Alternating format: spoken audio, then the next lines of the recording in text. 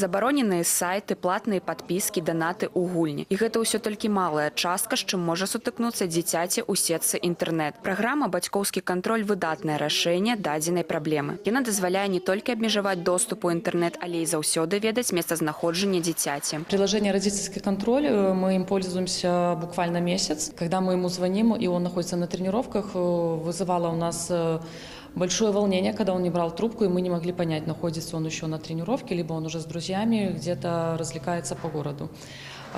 Приложение нам очень нравится, потому что в любой момент мы можем посмотреть точку, где находится наш ребенок.